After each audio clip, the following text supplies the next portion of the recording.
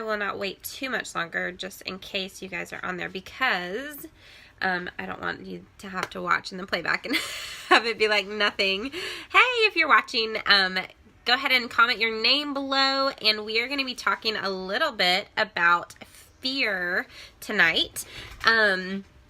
First and foremost, my name is Sally Lewis. I am an Emerald Ambassador, so thankful. I'm 30 years old. I'm from Georgia. I'm giving you all these details not because you really care, but when I was on my road to Emerald, I wanted to know everything about everybody that got there. I was like, how old is she? How long did it take her to get there? Where is she from? Who does she know? And so just a little brief overview of me. I'm 30. I have 2 kids. I have a 3-year-old little girl, and her name is Skylar, and I have a 5-month-old little boy named Jax. Jackson with an X. Plexus. Just kidding. If you were at Leaders Retreat or at convention this year, you may have seen me walking around with him. He is a cutie. Okay, so that is a little bit about me, and I'm going to tell you just a tad about my story and some of the fears that I have had to overcome, and I'm still to this day overcoming, and will probably continue to be overcoming, because courage is not the absence of fear, right? It is doing things in spite of the fear. What does Jessica Heffley always say? Do it scared, right? So fear is not something that's ever going to go away. So if you're sitting waiting to work your business until fear is gone, you're going to be waiting a long time, because it's just not going to go away. Now it will get easier, just like with everything. The more you do something, the easier it's going to be to step over it or to overcome it, or just like cold messaging. The more cold messaging you do, the less scary it is, the better you get at it, and the less awkward you sound when you're doing it, to be honest. So for me, some of the first fears that I came across, it really looks like I have short hair and long hair, so I'm going to pull that around. Sorry, guys. That's driving me bonkers. And one of the first fears that I came across was definitely the fear of what other people would think. Now, my back history is, there were different things that I was worried about different people thinking. But most recently, before Plexus, my husband and I were missionaries in Zambia, Africa. We lived there for 2.5 years. My daughter, Skylar, we got pregnant there, came home, had her in the States, and then took her back when she was like a month old. So she was there for the majority of the first year of her life. We loved it. The ministry was rich. We lived in a tent. Like, it was boss. It was just so awesome. It was exactly what the Lord had for us at the time. But he only really called us there, and we knew, for about 2 years. And so when that time came to an end, as much as we wanted to stay and had built relationships with people there, we knew God was calling us into worship ministry back in the States. And so 2015, July came around, and we were back here in the States. I had never been post-pregnancy living in America, and none of my clothes were fitting, so that is how I found my sponsor, Abby Kappa. She had actually come on a short-term trip to Zambia, and that's where I met her and friended her on Facebook and stuff. So that's how I joined Plexus a little bit. But when I got into Plexus, I realized what it was, how my headaches had gone away, my IBS was clearing up, my bloating was gone. I wasn't having to unbutton my pants every time I ate. My puffiness was drastically improving. I really all the time kind of looked like a punching bag had hit me in the face. All of these things that I was not thinking anything, I just wanted to lose baby weight, right? And then I was seeing all these testimonies about how, rheumatoid arthritis, my mother-in-law had that, and PCOS, a lot of my friends had that. And I was thinking, can I do this? Do I want, and can I be a Plexus ambassador and sell this stuff? Like, have you guys ever thought that? Like, were you scared? Like, can I be the crazy Plexus lady and be okay with it? Am I okay with this being on my page and just this being a part of who I am? Were you scared of that in the beginning? Are you scared of that now? I was because I had been a missionary. Okay. There are all kinds of reasons why you might be scared, and have this fear of what people might think. But for me, it was like, I just came from living like in a tent. Like, I just came from, preaching the gospel in the villages of Africa, and here I am coming back, and I'm going to be selling something on Facebook. Like, in my heart, I knew that it was so much more than that, but I was thinking, that's what people are going to think. Look what she's doing now, like, she's sold out. She came home and now trying to make all this money with a network marketing company when she used to be living in Africa.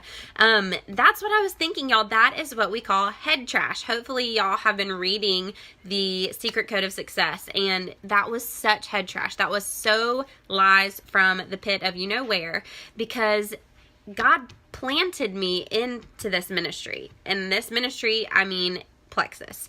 This is something that he brought our family into to provide for us. When we moved back from Zambia, we didn't even have income. We had no jobs. We had, thrown out there like, hey, who wants us to come lead worship at your church? And nobody was really saying anything. So we didn't have any income. We were living with my parents. We had a 15-month-old little girl, and I felt terrible. I was tired all the time. I didn't want to do anything, and for no reason. I'm basically healthy. And so I knew that it was so much more, and I knew, based on our faith and how we, really try and wholly rely on God, that this was something that he was bringing us to. But that head trash was still there.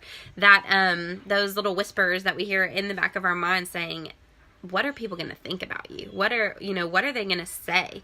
Are they going to question your motives? Well, the answer is probably yeah. Maybe.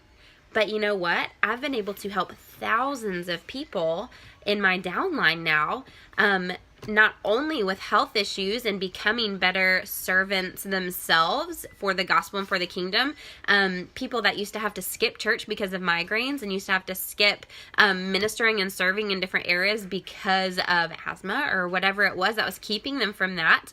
And now they're able to do that, you guys. That is equipping the saints in the kingdom of God. So I feel like this work is still super important, and that's what God has called us into. We also have the unique ability to be pouring into, again, thousands of people's lives on a daily basis. And maybe you don't have thousands right now. Maybe you just have a few. Maybe you just have 20 people on your team and you're a gold ambassador. That's 20 people that you are able to pour into and love and minister to, sometimes in the darkest parts of their journey on this earth, during depression and during anxiety, or during maybe a sickness that they're trying to get over. Maybe it's during a time where they're having to overcome great fear or financial issues in their family, and you're able to minister to them in that. That is huge, you guys. And so don't listen to that head trash. Like, this opportunity is what you make of it. And if people question your motives, give them enough ammunition to where there is no question. There's always going to be those rando one or two that, like, they just don't get it, or they're jealous, or the Lord just has not helped them be nice yet. But for the most part, the more you can share your heart publicly, the less people are going to question your motives. The more you can share what people are seeing benefits from, the less people are going to think you're just trying to sell them something. I have a motto kind of on our team with my leaders, and that is, we want people to know that we want this for them. We don't need this from them. So when I'm talking to someone, I have this mentality of, hey, I want this for you. I don't need this from you. I'm not desperate for you to sign up because I need a bigger paycheck. I'm not desperate for you to buy the pink drink because I need to rank up next month. I want this for you because I know what it can do. And if you say no right now, that's okay, because I can move on to the next person who needs it just as bad as you. And guess what? I'm still going to love you where you're at. I'm not going to disappear on you because I'm disappointed or you hurt my feelings. I'm going to love you and make sure you know that I love you more than your transaction into Plexus or not. And so I think if you can have that mentality of, I want this for you, I don't need it from you, not only are you going to be able to reach out more authentically, but people are going to be able to receive that a lot better. And if you can post in that same glasses, like put on those rose-colored glasses of, I want this for you, it really is going to help you post in a way that's going to be attractive to people, and they're going to see your heart behind that. So that was kind of a tangent, but hopefully it was helpful for you guys. Again, I'm not seeing any comments, so if you've got questions, I'm going to have to look below, but please be typing whatever you want to, or hearting or whatever. And another fear I had to come across, you guys, was a fear of success. For the same reasons, a little bit. Fear of success is kind of a weird thing. People don't typically think they have a fear of success, but most people do. When you get down to the nitty-gritty of it, a fear of success is basically whatever you're putting on the brakes. If you've read Secret Code of Success, you'll know what I'm talking about. But whatever's making you put on the brakes, because maybe it's a fear of having too much responsibility, or this, if I get to that level of success, am I going to be able to handle it? Or for me, it always was, if I'm too good at this, am I going to be alienated from other people? If I'm too good at this, are people going to think, oh, that's who she is, that's what she does? If I'm too good at this, is that going to detract from my work as a worship leader? Is that going to detract from, my testimony in Christ? And the answer to all of that is no. Absolutely not. Like, it strengthens it, if anything. I see God providing for us. I can worship him in that. I see that I'm a blessing. What does Alec Clark say? Then be a blessing to other people, you guys. There are so many positive things that come with the success in this business, and that is why Plexus is unlike anything else, because your success means the success of so many others. Your success means that you have helped and are helping other people, because we're not about one-time sales. You can't rank to Emerald, you can't rank to Diamond off of people that purchased from you forever ago and hated the products. You got to have people loving them now, which means you're taking care of people, which means you're duplicating people taking care of people, which means you've got people that are feeling great and loving this stuff, and who are seeing radical changes in their health, who are seeing incredible changes in their finances and in the stress of their families. So the success in this company is not something you need to fear. First of all, you are not alone at all. You are surrounded by uplines and sidelines who want the same things you do, who have been through what you're going through and are going to come alongside you when you have that team. Because let's be honest, I had a freak out moment, probably at Gold, at Ruby, definitely at Emerald, because sometimes it feels a bit overwhelming. Like, I have how many people on my team now? Like, I'm supposed to do what? And the answer is that there is grace for all of that. We are all on a learning curve. We're learning as we're going, right? That's the beauty of it. Learn while you earn. You don't have to have everything figured out. You just need to be open to the process, seize the opportunity, and just go for it. And realize that what you're doing is not just about you. It's not. It may feel sometimes like when you're like, ooh, I don't want to drop rank, or ooh, I want to make sure my paycheck stays the same because we're paying our mortgage this month. That's going to be great. It may feel like you're like, oh, I'm just thinking about myself, and those yellows, I know that is like the worst thing in the world for you. But it's not about you. It can't be, because of the way this company is set up. So don't allow yourself to get that head trash going on, that for you to succeed means that other people can't. It's actually the exact opposite. For you to succeed, other people have to be succeeding with you. Other people have to be seeing the most wonderful health results and loving their products in order for you to do that. So it is a win-win-win. That's what I tell my team all the time. Plexus is the biggest win-win-win. You win because you're feeling awesome and you're healthier than ever. Everybody wins because they're feeling healthier and you're able to help other people, but also you win because you're actually getting paid for time and for informing others about this and for helping people through this process. So win-win-win. So I love that about Plexus. It has been 15 minutes. That may be the shortest I have ever said anything, and I don't know if that's a good thing or a bad thing. Do you guys have any questions? I would love to answer some more, some things that I always wondered about people that were visiting, maybe what color personality they are. When I started, I took the test and I was a green, red, blue, yellow, and then actually I retook it a couple months ago and I am more red than green now. I have heard that greens are easily transformed into reds, because kind of how a green brain works is like whatever we hold true, we're very passionate about, and when we are working our Plexus business and learning everything, this all becomes our truth. So we're like, yes, go for it. So I think that's kind of how we transform into red. And then the more you're in this business and you see that it works, I think the red kind of comes out because you're like, yeah, need some more of that. I cannot, let's see.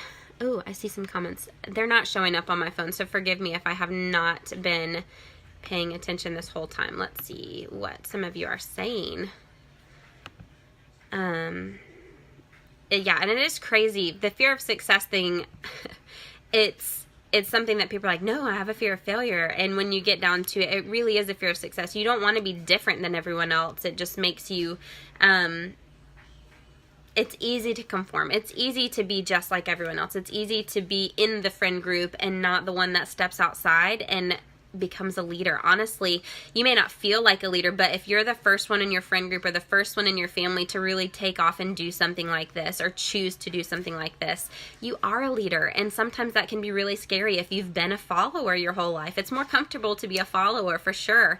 But y'all, nobody ever changed the world by being a follower. Nobody ever changed someone else's life by being a follower. So be a leader and take that to heart and just know that what you're doing could transform your best friend's life. It could transform your mom or your stepmother or your mother-in-law's life. I know it has for mine. I actually was crying the other day during my best friend. I've known her for 6-8 years, and she is so close to my heart. And hearing her give a video testimony of everything that she literally thought I was nuts for 6 months.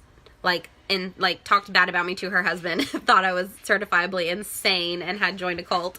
But 6 months later, she actually trusted me and got on these products, and she sleeps through the night without medication for the first time in 7 years. She had a baby without help for the first time in her 3 children. She is no longer pre-diabetic. I mean, the list goes on for her. And so all of these things are just icing on the cake, you guys. My family is seeing such blessing from this company, and you get what you put in. You know what they say, if you want to see income like this as a business, then you got to treat it like a business. You can't treat it like a hobby. So I encourage all of you, take this opportunity that the Lord has given you, whether you think it was just for health or you're trying to see if this is something that you can do business wise. You can. Anybody can. If I can do it, anybody can do this, for sure. So I hope tonight has been helpful. I will be, I think, on the page for a few more days. So if you have any questions, if you want to put it in the comments below, and I will do my best to answer that. It's been a joy chatting with you guys tonight, and I'm so thankful that Cheryl asked me on. You guys have a wonderful evening, and we'll talk to you soon.